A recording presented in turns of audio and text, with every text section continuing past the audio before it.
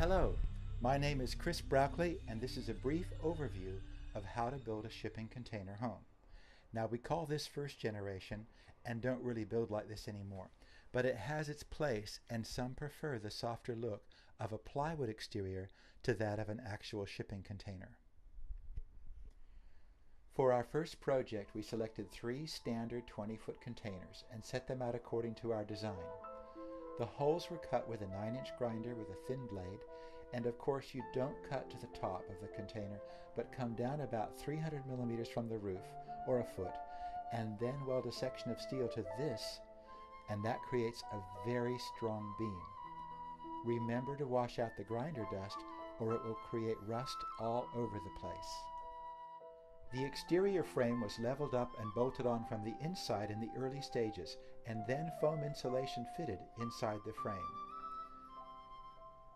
Then a moisture barrier is applied to the outside, and the windows and doors properly taped and sealed to prevent moisture. Battens are fixed over that layer, and then plywood is fixed onto the battens. The container itself gives a very robust structure, and the frame is just spacing out for the insulation and cladding. The interiors were lined with plywood, and the ceiling, also plywood, is supported by bamboo rafters which are much stronger than wood and not so bulky. The cabinetry is also bamboo with cinnamon wood.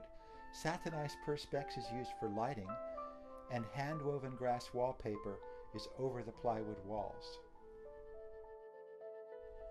Notice how the top of the cabinets line up with the tops of the doors and windows.